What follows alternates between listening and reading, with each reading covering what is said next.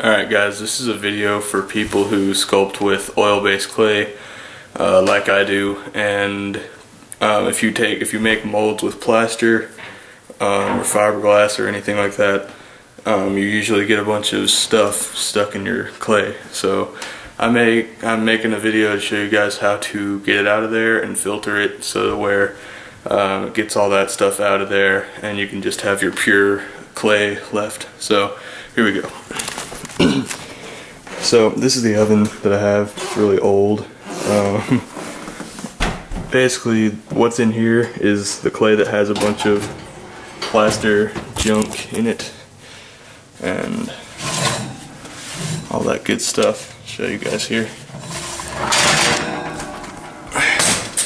I just put it in the oven. Here's the water-based clay from where the mold walls didn't come completely out of the clay, like all that stuff. All these little bumps and stuff in here and in there. That's what we're getting at today. All that residue down in there. That's what we're getting at. So you want to, if it's monster clay like this, basically that's what I use. What temperature I put it at and how much time is about 275 ish, just a little bit past 250, and I put it on 30 minutes. It's been about 2 minutes, so you know. So 275 degrees on bake for a half hour. Alright, so here's the sifter that I made.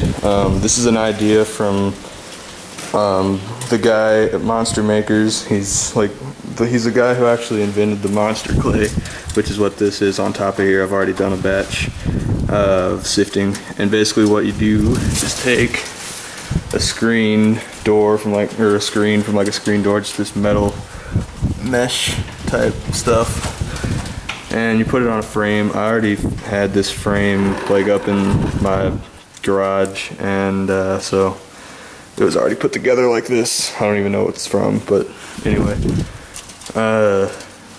So yeah, you put this box type thing together and put your screen up over that, staple it down like it is that way, and then what's under here is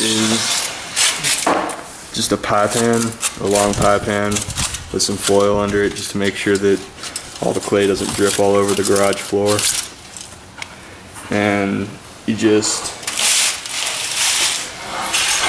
set this over top of it, take your completely melted clay and pour it onto the screen above the pie pan, and it sifts it all out and gets all the crap out of there. And I'll show you the finished batch that I just got done sifting through. So see you later. Alright, so after you finish sifting your clay, you can take all that clay out of your big pie pan with like a spackling knife or some flat tool that you can scrape all the clay out of there with. Basically you wind up with this really clean, smooth, almost like new. Almost. You can't get all this tiny little stuff out of there, but you can get the stuff that's really annoying and bad for your clay out of there. It worked really well, actually. You can see there's like nothing in the clay now except for just a few little tiny things in there. And even then you can re-filter it, re-sift it if you want to, you know, as many times as you want until it is completely free of all that stuff. So there it is.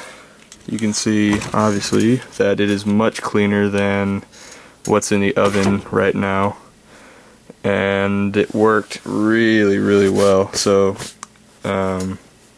big thanks to, I think his name's Arnold Goldman at monstermakers.com. He makes, this was his invention, this monster clay was, and it's really awesome oil-based clay. Yeah, so if you need any advice on their products, he's a great guy to talk to about it. I met him at Mask Fest in Indianapolis. It's a big convention you know, it's like a horror slash mask convention type thing. Anyway, that's not the point of this video. The point of the video was to show you this awesome filter idea that he gave me and that I used to clean out my clay.